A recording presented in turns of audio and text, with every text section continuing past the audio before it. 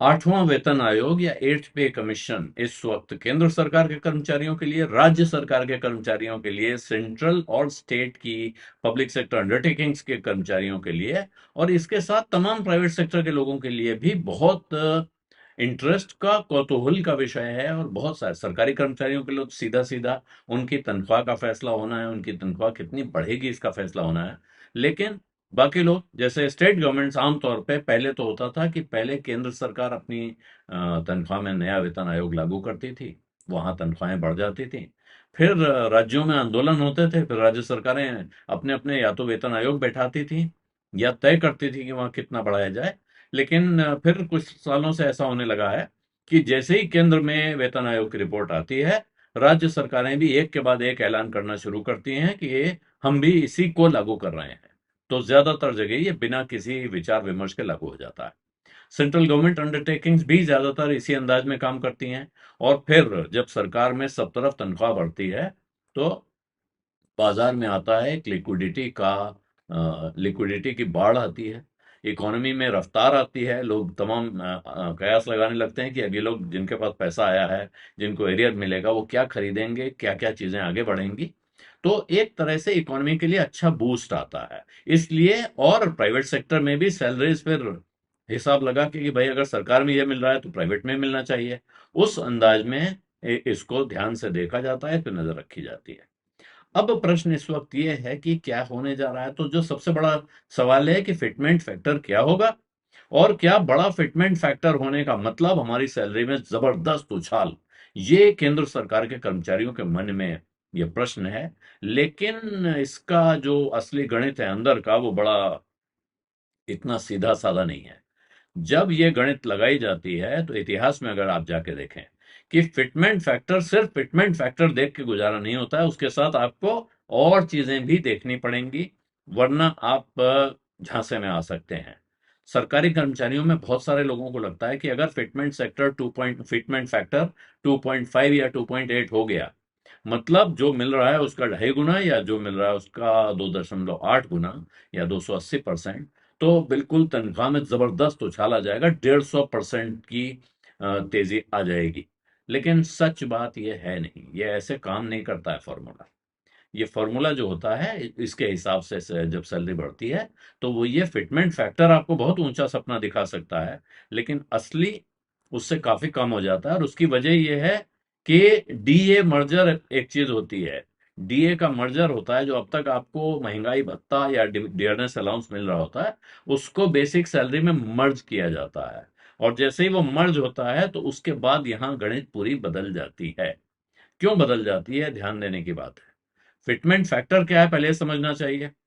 आयोग ये सिफारिश करता है कि जिस वक्त पिछली बार तनख्वाह बढ़ी थी और तब से अब तक ये परिस्थितियां बदल चुकी हैं, खर्च के पैटर्न बदल गए हैं, महंगाई इतनी बदल गई है, तो महंगाई बढ़ गई है। उसको हिसाब रखते हुए अब मान लीजिए 2.5 2.7 कोई फिटमेंट फैक्टर दे दिया जाए कि अब इतनी बढ़ा के आपको तनख्वाह देनी चाहिए। लेकिन जब वो रिपोर्ट लागू होती है, तो ध्यान दीजिए, उससे पहले ही पिछली बार जब रिपोर्ट लागू हुई थी, उसके बाद से धीरे धीरे धीरे महंगाई के साथ महंगाई भत्ता बढ़ता चला जाता है, क्योंकि वो इन्फ्लेशन इंडेक्स है। सरकार उसकी किस्तें बीच बीच में जारी करती हैं, आप खबरें पढ़ते होंगे। तो जब नया पे कमीशन आता है, तब तक आमतौर पे डीए काफी बढ़ चुका होता है। कभी 50% होता है, कभी वो 100% होता है, और कभी कभी 125 या 150% बेसिक पे के मुकाबले भी होता है। तो जब नया सैलरी स्ट्रक्चर आता है, तो ये जो डीए है, इसको पहले आप उस फिटमेंट फैक्टर में लाने से पहले इसको भी मर्ज किया जाता है। उसके बाद उस फिटमेंट फैक्टर के हिसाब से जो सैलरी बन रही होती है, उसको जब आप कैलकुलेट करके देखते हैं, तो फिर बढ़त जो है बहुत कम होती है। एक उदाहरण के तौर पर इसको अगर आप देखना चाहें, तो सातवें वेतन आयोग की रिपोर्ट जब आई थी तो क्या हुआ था। सातवें वेतन आयोग की सेवेंथ पे कमीशन की रिपोर्ट आई थी, तो फिटमेंट फैक्टर तय हुआ 2.57। यानी आप उसको 100 के सामने 257 मान के रखिए कि अगर 100 रुपए तनख्वाह थी तो 257 हो जानी चाहिए। लेकिन उस वक्त तक डीए हो चुका था 125%, यानी 100 रुपए बेसिक सैलरी पर 125 रुपए डीए मिल रहा था। 100 रुपए बेसिक सैलरी वाले को 225 रुपए तनख्वाह मिलने लगी थी। तो अब उदाहरण के तौर पे देखें, 7,000 रुपए जिसकी बेसिक सैलरी थी, उसका डीए था 8,750 रुपए। तो उनके खाते में या उनकी जेब में ऑलरेडी 15,750 रुपए महीना आ रहा था।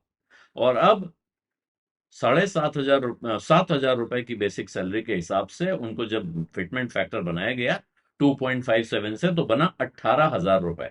नई बेसिक सैलरी होनी चाहिए 18,000 रुपए।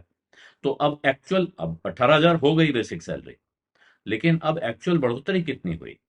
क्योंकि अब इस बेसिक सैलरी में कोई डीए शामिल नहीं है, डीए सारा मर्ज कर दिया गया है। तो असली बढ़त आपकी हुई 18,000 में से 15,750 रुपए कम किए गए, तो 2,250 रुपए मात्र आपकी बढ़ोतरी हुई। ये कोई कम बढ़ोतरी नहीं है, लगभग 14.3%, 14.3% की बढ़ोतरी थी। कि आप प्राइवेट सेक्टर में आजकल देखें तो यहाँ 10 के ऊपर बढ़ोतरी होना बिल्कुल लगभग असंभव हो गया है। बहुत कम लोगों को उससे ऊपर की बढ़ोतरी मिल रही है।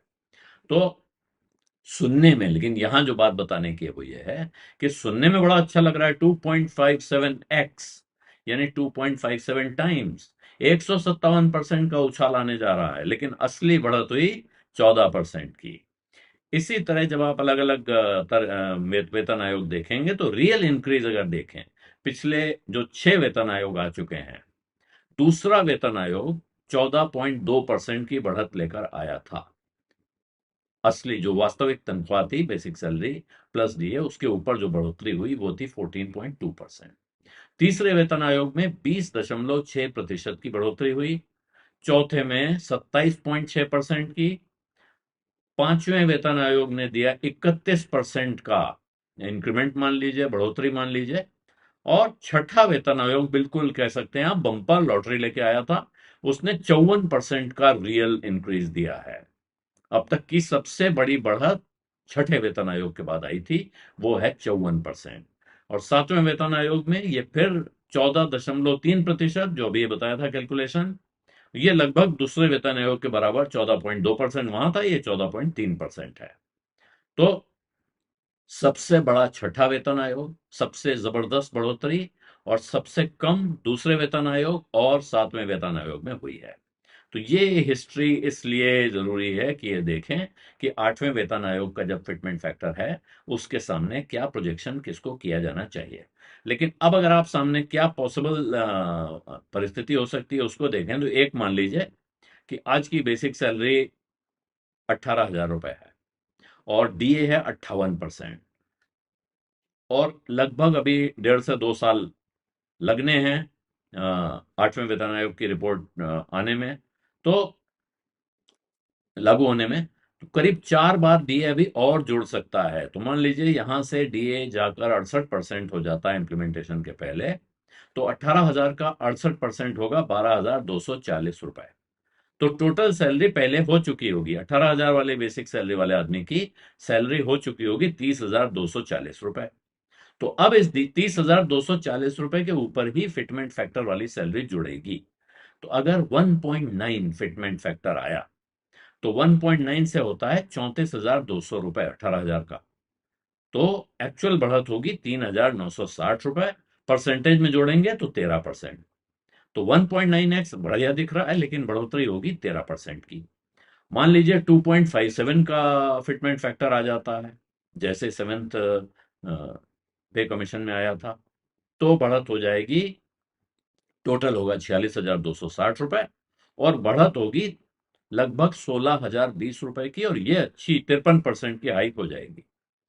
और मान लीजिए 2.86 का फिटमेंट फैक्टर आ गया, तो फिर आपको टोटल हाथ में आएंगे 51,480 रुपए। इसका मतलब हुआ 70% की हाइक आ सकती है, ये अच्छा भला जंप होगा।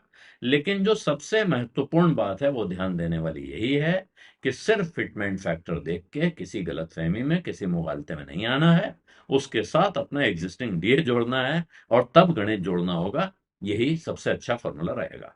बीस अड्डा में आज इतना ही, अब इजाजत दीजिए। आप सबको होली की बहुत बहुत बधाई।